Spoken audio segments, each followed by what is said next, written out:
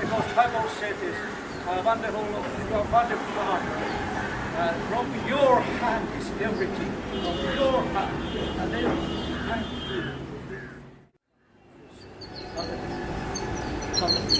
Praise the Lord, hallelujah. Praise the Lord, hallelujah. Lord Jesus Christ, Lord, my holy name. I do live. I do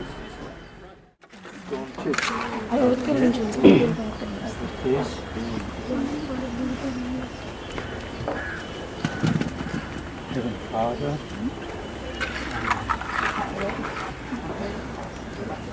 Son,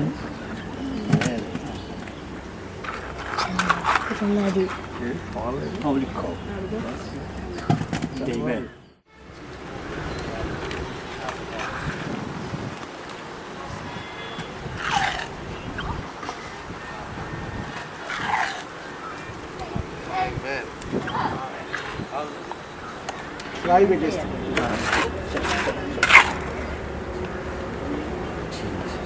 తండ్రి యొక్కయు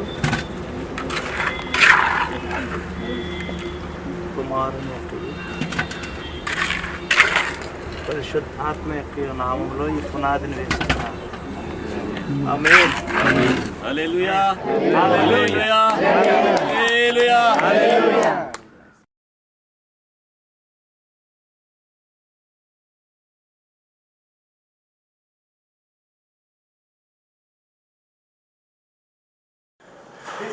This was the previous church hall, prayer hall.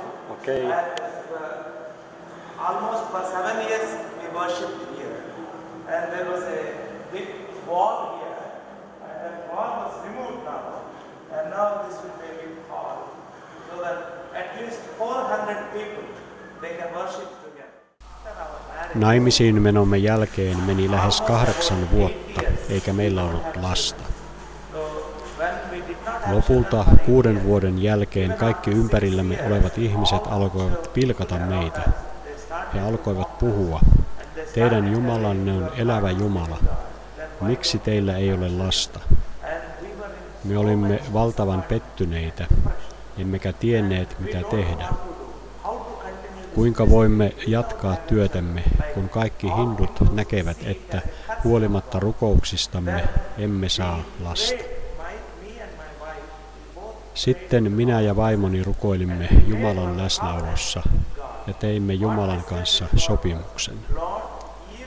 Me sanoimme Herralle, annoitpa sinä meille lapsen tai ei, me rakastamme ja palvelemme sinua.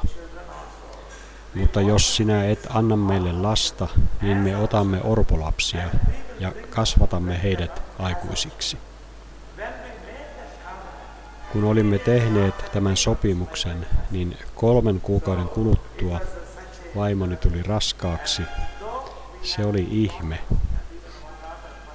Ja vaikka me saimme myöhemmin toisenkin tyttären, niin koska teimme sopimuksen Jumalan kanssa, niin otimme 5 orpoa poikaa lapsiksemme.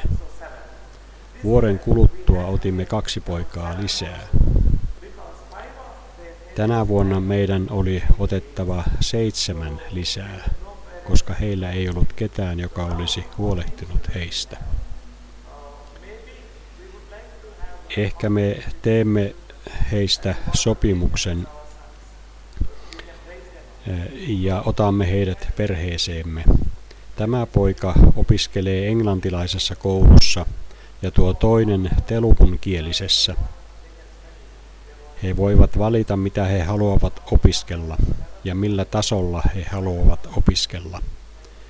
Annamme heille koulutuksen aivan kuin omille lapsillemmekin.